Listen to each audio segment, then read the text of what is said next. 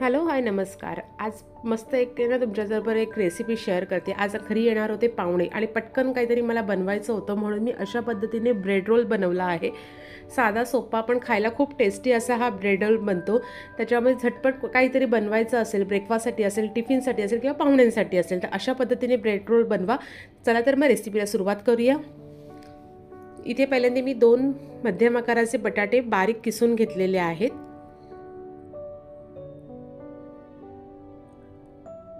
बटाटा शक्यतो किसून वगैरेच घ्या. असा कुस्करून घेतला तरीसुद्धा मध्ये मध्ये जरासं जाडसर तो राहतो, त्याच्यामुळे अशा पद्धतीने किसून घ्या. त्याच्यामध्ये बारीक चिरलेला कांदा थोडा टाकून घेतलेला आहे, थोडी कोथिंबीर बारीक चिरलेली टाकून घेतलेली आहे.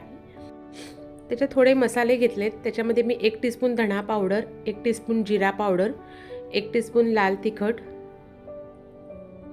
आणि आलं लसूण मिरची कोथिंबीरची पेस्ट 1 चमचा घेतलेली आहे. चवीनुसार मीठ टाकून घ्यायचं. सगळं काही व्यवस्थित अगदी एकजीव करून घ्यायचं, म्हणजे पूर्ण बटाट्याला सगळा मसाला अगदी व्यवस्थित असा लागला पाहिजे. आता आपला मसाला तयार झालेला आहे. आता आपण ब्रेड घेऊया. ब्रेड घेतल्यानंतर शक्यतो ब्रेडचे कॉर्नर जे असतात ते तुम्ही कट करून घ्या, म्हणजे कसं ब्रेड फोल्ड करताना वगैरे सोपं पडून जातं. आणि हे जो जो कॉर्नर असतो आपला उरलेला, तो काही टाकायची गरज नाही आहे. त्याचा तुम्ही ब्रेड क्रम्ससाठी सुद्धा यूज करू शकता. त्याच्यामुळे ब्रेड कुठचा आपला असा फुकट जात नाही, सगळ्या गोष्टी आपल्या उपयोगी पडतात. त्याच्यामुळे असे कॉर्नर पहिले कापून घ्यायचे सगळे.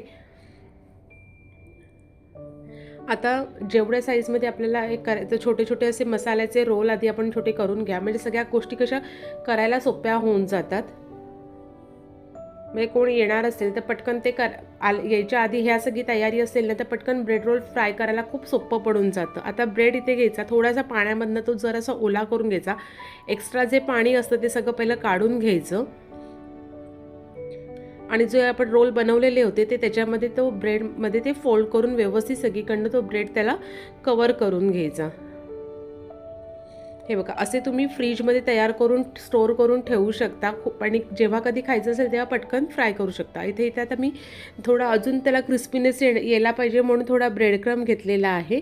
आणि ब्रेड क्रममध्ये अगदी नावाला ते आपण सगळं कोटिंग करायचं, जास्त करायचं नाही आहे. आणि एका भांड्यामध्ये तेल घेऊन त्याच्यात ते गरम झालं, अगदी व्यवस्थित गरम करून घ्यायचं, म्हणजे कसं ब्रेड रोल पटकन क्रिस्पी असे होतात. नाहीतर जर तेल तुमचं जास्त गरम नसेल तर ते शिजायला, म्हणजे क्रिस्पी व्हायला वेळ जातो. आणि ब्रेड आहे ते आपलं तेल भरपूर शोषून घेतं. त्यामुळे तेल चांगलं गरम असेल तेव्हा मस्तपैकी पटापट आपले ब्रेड रोल आपण हे व्यवस्थित असे गोल्डन क्रिस्पी होईपर्यंत फ्राय करून घ्यायचे आहेत. त्याच्यामुळे जर आधी सगळी प्रोसेस करून ठेवली असेल आणि पाहुणे आल्यानंतर 5 मिनिटात अगदी आपण त्यांना ते असे फ्राय करून देऊ शकतो गरमागरम. त्याच्यामुळे अशा पद्धतीने नक्की ब्रेड रोलची रेसिपी ट्राय करा आणि मला कमेंट्स करून सांगा तुम्ही अशा पद्धतीने बनवल्यानंतर तुमचे ब्रेड रोल कसे होतात ते. मस्तपैकी असे गोल्डन क्रिस्पी असे आपण ब्रेड रोल तयार केलेले आहेत. अशा पद्धतीने ही रेसिपी तुम्हाला कशी वाटली मला नक्की कमेंट्स करा. चॅनलवर नवीन चॅनल अजून सबस्क्राईब केलं नसेल तर लगेच चॅनलसुद्धा सबस्क्राईब करा.